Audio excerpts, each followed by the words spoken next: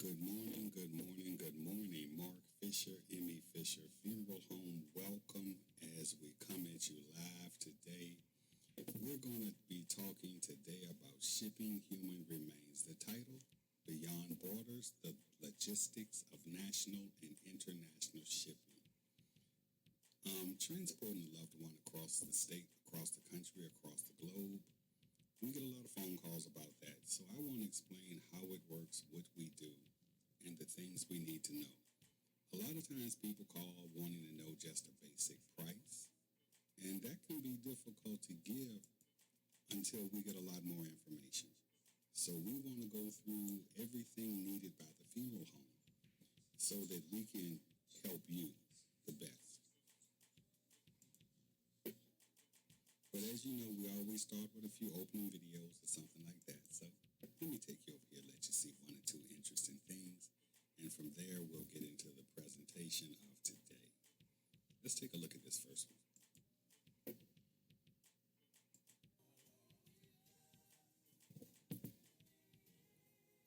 As you can see, we have a body that's being viewed, and the gentleman is positioned on a weight bench with his hands actually on the barbell. I've never seen anything like it. And it appears to be set up in a church or some viewing situation like that as the people are walking by. Very interesting. Tell me your thoughts about it. That's that extreme posing that we've talked about before. Interesting. Yes, we can make it happen. We just need to know beforehand. Here's something else.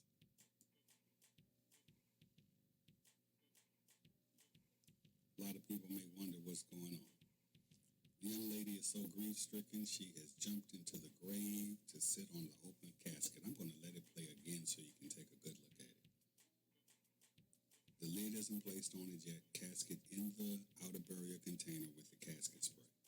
Now, yes, I've never seen anything like that happen live, but what would the funeral home do? We're going to patiently wait until she's ready to get out. We're not going to rush her. We're not going to talk about her in a negative way when we get back. Everybody deals with grief differently.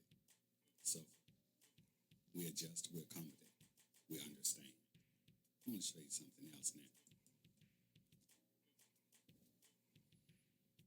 Looks like a regular day at work. Rolling the remains to place it in front of the chapel.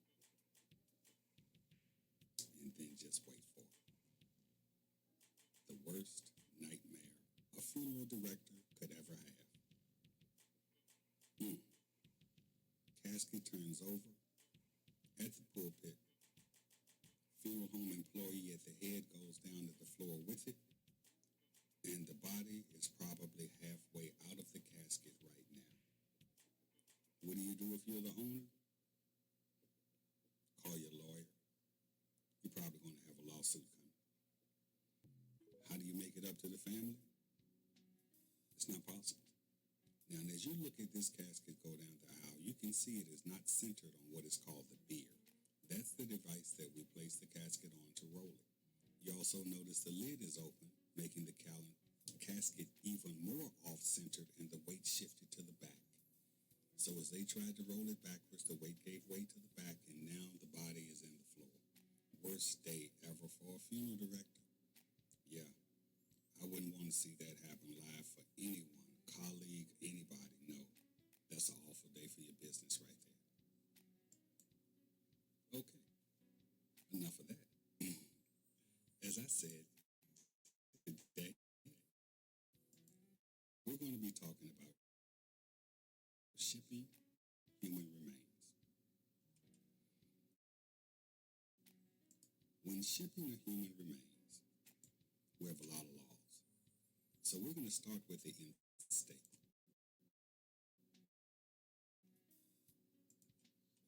It's really not that complicated. Because the body's not leaving the state of Virginia, we do not need transit permits. We do not need to coordinate to get any type of special documents about contagion. We don't need apostilles. We don't need to consult our embassy. All we you do is communicate with the funeral home that you're wishing your loved one goes to, or the one will be receiving it from, so that we can make sure that each one has the proper information so death certificates and legal documents can be filed. We also coordinate with them with how the remains will be transported, whether it be an airplane, common carrier. One of us will get in a hearse or a vehicle and go make the removal ourselves. But these are all or some of the logistics that we go through when thinking about it. Meaning, say your loved one passes in the western part of the state, Roanoke, Virginia or so. That sits about 240 to 250 miles away from us. So it'll probably be 4 to 5 hours in a vehicle. Roanoke does have an airport, but not a big airport. So it will probably be more economical if we took the ride ourselves or called a removal company to transport the remains across the ground. As I said, no special paperwork needs to be done, so that can really be a simple process, and the body does not have to be embalmed to be transported that way. Talking about embalming, we're going to debunk a myth here. A remains does not have to be embalmed to go across state lines. Yes, it does not have to be embalmed to cross state lines. A body does not have to be embalmed to be flown by air. I want you to always think of something. All religions do not believe in embalming. The Jewish religion, the Muslim religion, they do not believe in embalming. So we do not do that. So you would ask, well, how do you hold the body and preserve it so it doesn't go bad or begin to decompose? Dry ice. Dry ice is something that has been used since the 30s and the 40s, and you can pack that remains in dry ice and ship it unembalmed. I want you to know that, so don't ever be fooled if your funeral home says it must be. It doesn't. It can be more effective if it is embalmed before shipping, and I would truly suggest that, but it doesn't have to be. Let's now go and talk about shipping from state to state. Things here get a little complicated, but much more. Not at all. One document, honestly. That's all. One document difference. If the remains dies in the state of Virginia and must leave the state of Virginia, of course, we must file a death certificate. And when I say it, the death certificate, no. Canceling your social security number is a part of that as well. It's all done at the same time in the electronic death registration system.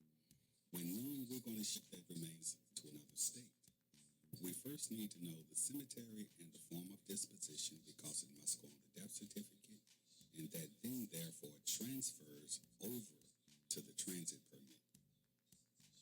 The transit permit is mandatory whenever a body goes across the lines because the state has given you permission to do so. A lot of times with neighboring states, North Carolina, Tennessee, Maryland, even Delaware, they'll get a death call in Virginia. Not knowing how the law works, come make a removal, get the remains back to their facility. Then they call, can you help me with a death certificate and a transit permit? Transit permit is almost the same as a burial permit because in Virginia we do not have a permit for burial. So any state that receives a body from Virginia tends to use the burial permit as our transit permit as their burial permit, because it says that the state has allowed this body to leave and it will be buried or cremated at whichever location or whichever form of disposition you want. So that document is key. And once you get the remains back in your state, you then call me. I can't help you. It's no way. If I've told you the law and you choose to break it, and I help, I'm aiding and abetting illegal and unlicensed activity. So my friends and colleagues that tend to do that frequently, no, I'm not going to help you. You know the law. Virginia is a Commonwealth state, meaning our laws can be totally different than how your state works. And it's not worth me jeopardizing my license for a mistake that you made when I already told you how it works. So whether out of state, as I said, depending on where you are, we will determine how we ship the remains. Many times we just use a removal company or deliver it ourselves.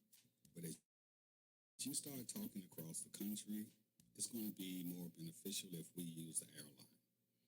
Every airline that will not ship a human remains. In order to have an account with the airline, you have to be registered first as a known shipper.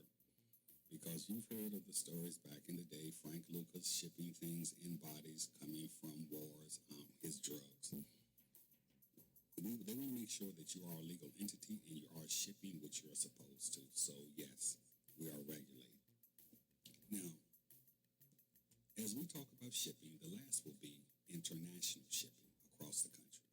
But I'm going to show you a few things as to how we come up with prices and how we do everything that we do.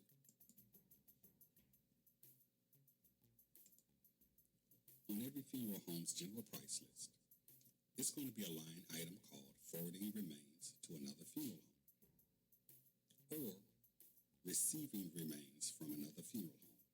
If the body's coming here to us, we'll be receiving.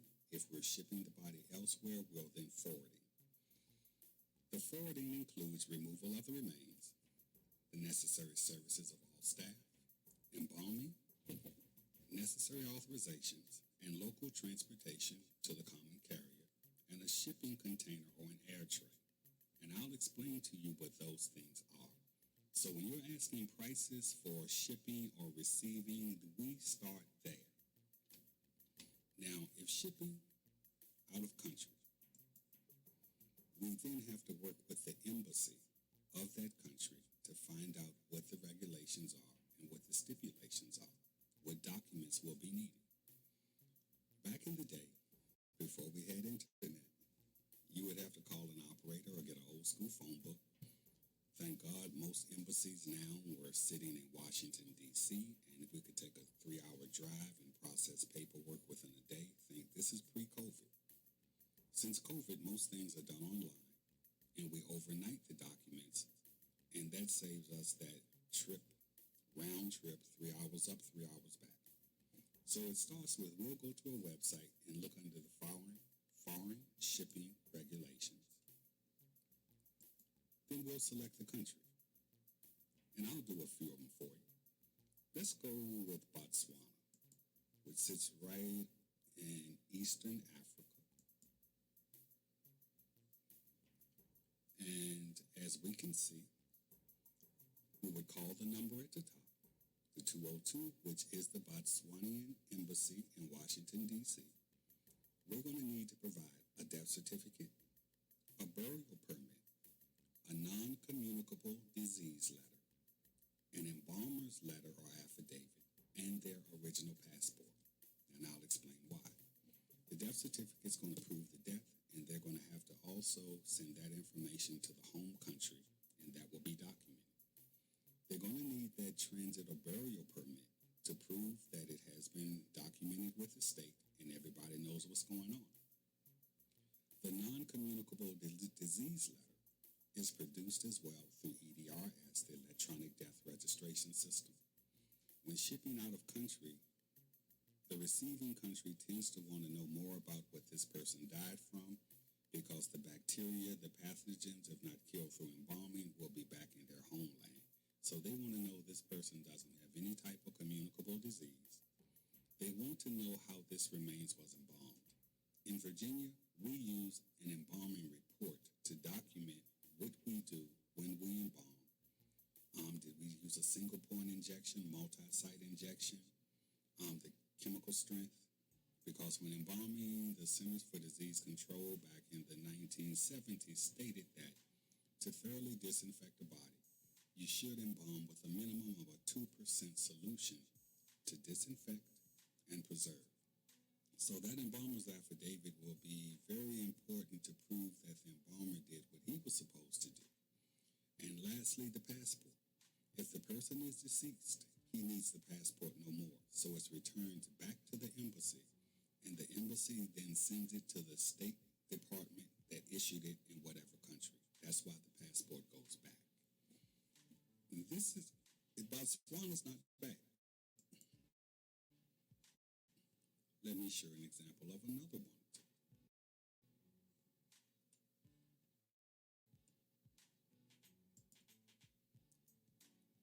Let's go to Cuba. Cuba's not far off the Florida coast. But let's see what they're requiring. A few more things. Looking at the number, you're contacting their embassy in New York. They're going to need a death certificate, embalmer's affidavit again, the burial and transit permit they will need. All the documents must be translated into Spanish. So we gotta make that happen now. There's no requirement on the type of casket, but you must have a zinc-lined shipping box, and I'll show you some of the containers we use to ship remains in next. There's a consul fee of $2,000 that must be sent to the embassy with this packet to make it happen. There must be a funeral home in Cuba to receive the remains, so the embassy wants to know who's going to be receiving it. And the funeral home needs a special license from the U.S. Department of Treasury. So, as you see, when shipping to Cuba, which is a lot closer, is a lot more restrictive than shipping to Botswana. I'm going to do one more for you.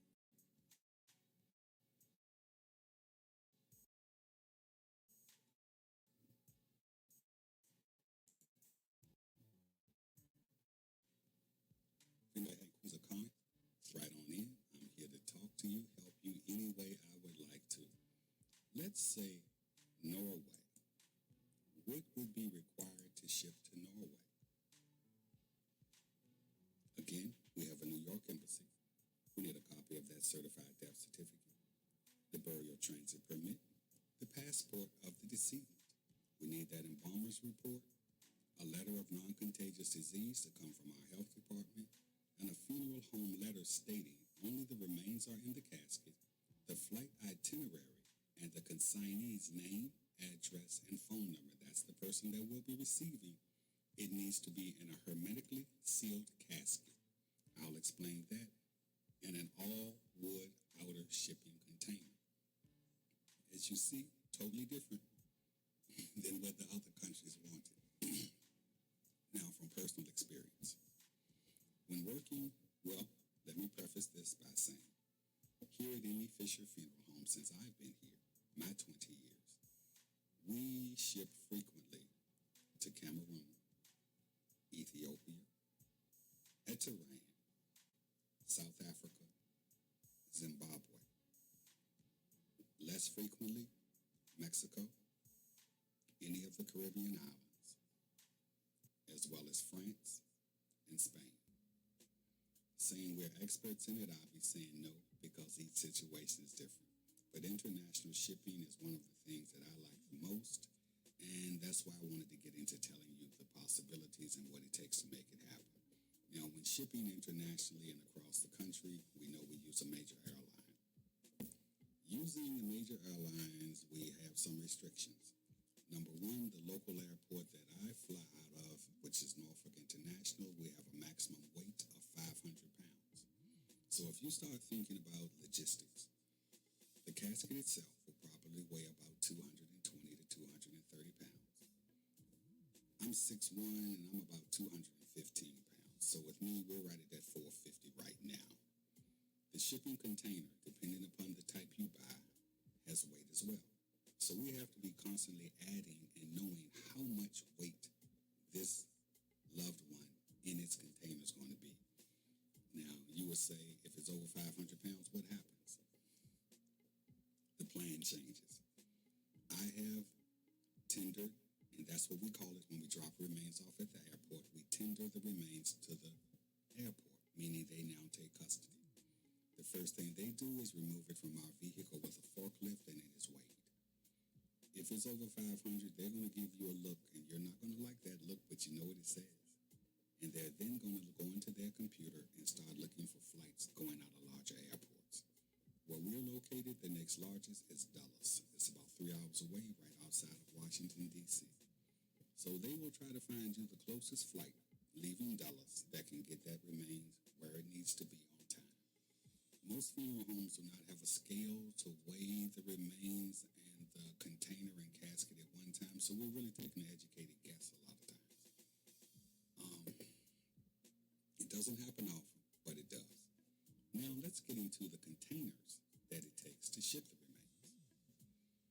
As you can see, this first one is a wood-based air tray for casketed remains. As you can see, the casket fits inside it. We then have a lid.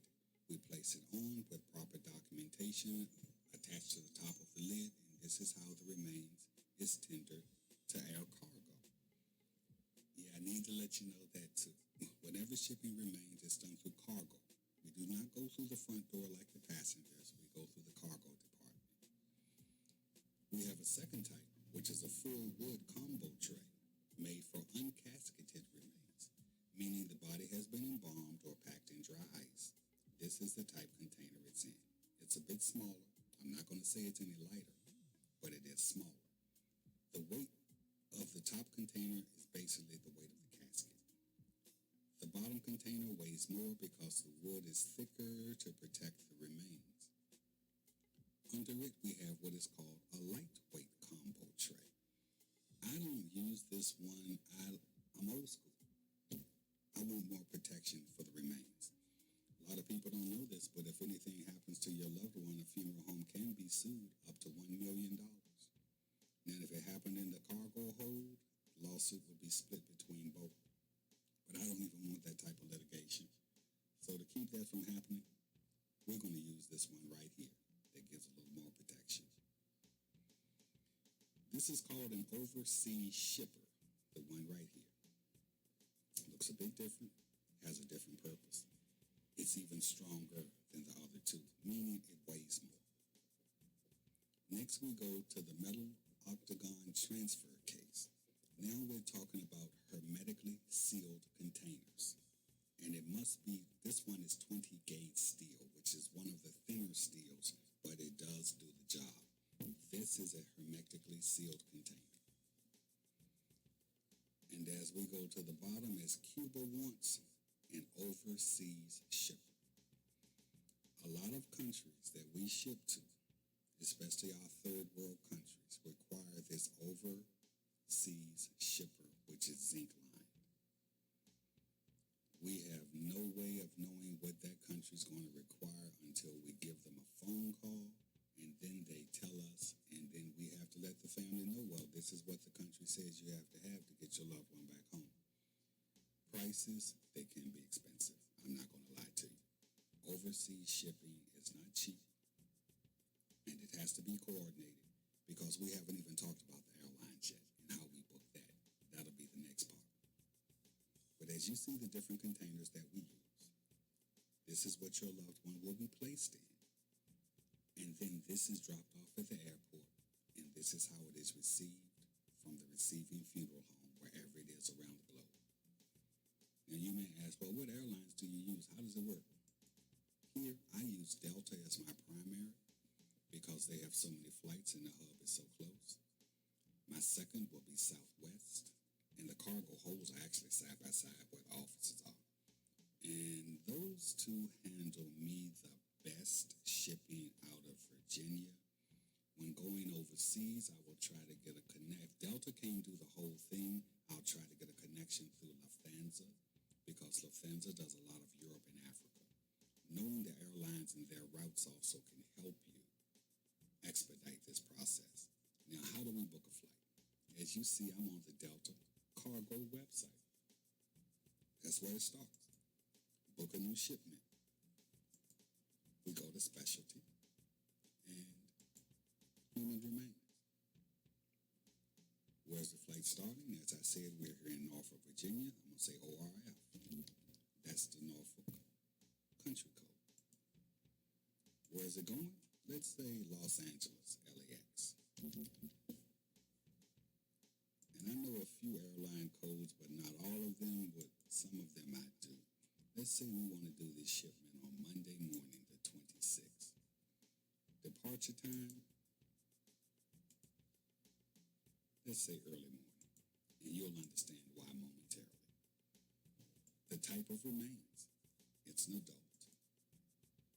The type of container, let's say it's an air tray. No, let's say a combo, meaning the body is embalmed and placed in this unit without a casket. It's a combo. Total weight, let's estimate 400 pounds. What is the length of it? Who guesses? 84. What is the width? 24. And what is the height? 15 inches. Air tray is 18. Combo unit is 15. And these are just some numbers that start to lock in your head after 10, 20, 30 years. We go to find flight. And as you see, it says no routes are available on Monday. So I'm hitting sort and filter, and it's not giving me anything. So I'm going to go back to modify my search. And I'm going to say morning, not early morning, 8 a.m. to 12 p.m. Let's see what the system comes up with. All right. Now we have some flights. One leaving at 10:11 a.m., another at 10:11, leaving. Those are the same flights leaving, but they land as different flights.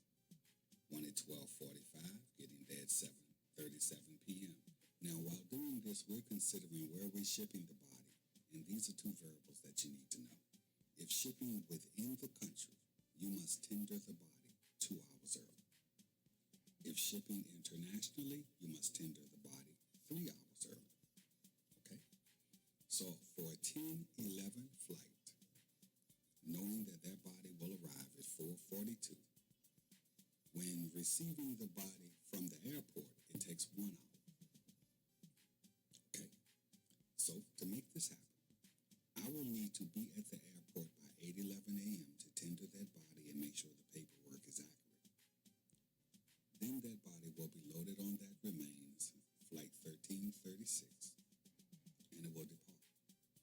Now, knowing that their body will not get there until 4:42, it'll be 5:42, 5:45 before the funeral home can pick that remains up. Each cargo station has hours that are not still open 24 hours. So if your station is going to close at, say, 8 o'clock, this second flight would not work because the body will get there at 7:37 p.m., meaning it won't be ready until 8:30, and they've closed. We try not to ship so that your loved one lays in a cargo hold in an airport all night. It's just not wise. You have some variables you can't control. Number one is heat. It can get very hot in certain parts of the country, and it stays humid all night. If you ever been to New Orleans, Louisiana, Mississippi, you know what that heat is like. So even when we're booking the flight, we're aware of drop-off times and times that that other funeral home is going to have to respond to get there on time so your loved one can still look its best. As I said, it sounds complicated. It's not complicated. It's just processes that we must learn, and we must be willing to get the information in order to make it happen. Shipping is simple. We can have your loved one's remains moved anywhere across the country in a short amount of time. I will be honest about this, though. When working internationally with embassies, depending upon the country you're working with, it can hinder your paperwork processes. I remember a situation we had where a family had moved here from a country, and the family was very prominent there. While they were here over 10, 20 years, the government kind of changed. The new government was familiar with that family and really wasn't clicking. So they kind of made it very difficult, and every day they moved the ball, wanting a different document. But it happened. So the normal time to ship remains out of country can be a week to 2 weeks, all depending upon the embassy, how quickly they turn over the documents, how quickly the home country gets back with you. Like working with Africa and Europe, remember, they're 6 hours ahead of us. So when I get to work at 9 o'clock, it's 3 o'clock there in the evening. So a lot of times we have to adjust our schedules initially to make phone calls to be able to talk to people. It's just a coordination and logistics thing. That's all. Not hard at all. If you have any questions about how we ship remains, what we do, the processes, no matter whether it's 3 cities over or 10 countries away, any funeral home you call should be able to handle this effortlessly.